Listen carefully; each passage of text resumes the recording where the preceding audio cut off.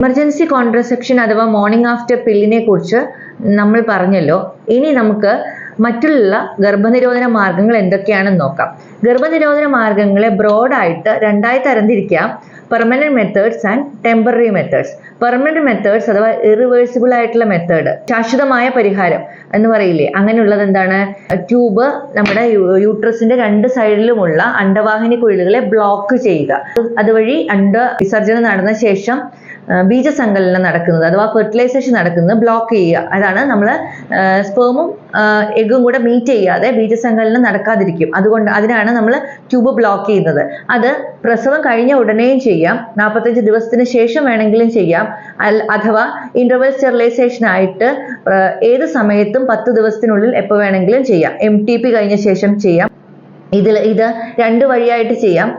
ചെറുതായിട്ട് വയറ് തുറന്ന് ചെറുതായിട്ട് ചെയ്യുന്നതിനെ മിനി ലാപ്രോട്ടമി എന്നാണ് നമ്മൾ പറയുന്നത്. അല്ലെങ്കിൽ ലാപ്രോസ്കോപ്പി വഴിയും ട്യൂബിൽ ബ്ലോക്ക് ചെയ്യാം. അത് ട്യൂബ് കട്ട് ചെയ്ത് മാറ്റുകയോ ട്യൂബിൽ റിങ് ഇടുകയോ ആണ് ചെയ്യുന്നത്. പെർമനന്റ് ആയിട്ടുള്ള മെത്തേഡ് ആയതുകൊണ്ട് തന്നെ ഗർഭനിരോധന മാർഗങ്ങളിൽ ഏറ്റവും ഫലപ്രദമാണ്.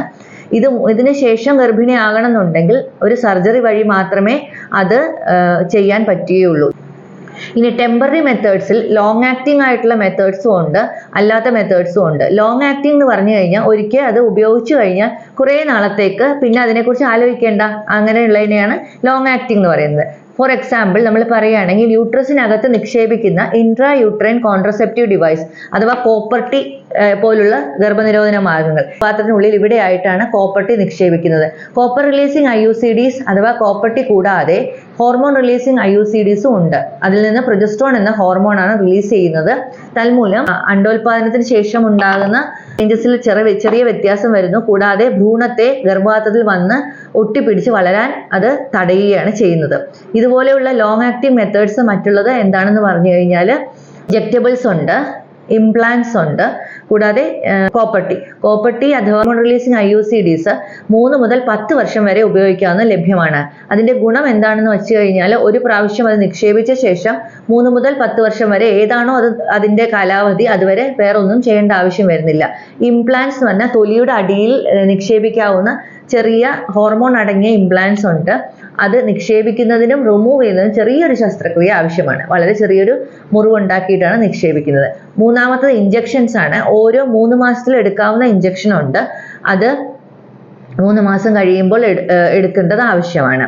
ഇത് കൂടാതെയുള്ള മറ്റ് മാർഗങ്ങളാണ് ഓറൽ കോൺട്രസെപ്റ്റീവ് പിൽസ് അഥവാ ഗർഭനിരോധന ഗുളികകൾ, കോണ്ടംസ് അഥവാ barrier contraception, female condoms, natural methods എന്നിവ.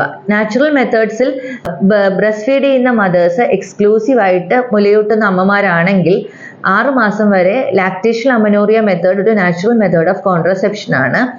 പക്ഷെ 100% ഫുൾ പ്രൂഫ് അല്ല, അതുകൊണ്ട് തന്നെ സൂക്ഷിക്കേണ്ടത് ആവശ്യമാണ്.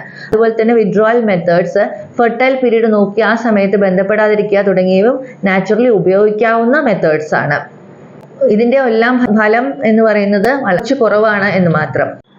ഈ നാച്ചുറൽ മെത്തേഡ്സ് അഥവാ സ്വാഭാവികമായിട്ടുള്ള ഗർഭനിരോധന മാർഗങ്ങളുടെ ഫലം കുറവാണ്. ഗർഭിണിയാവാനുള്ള സാധ്യത മറ്റു മാർഗങ്ങളെക്കാൾ കൂടുതലാണ്.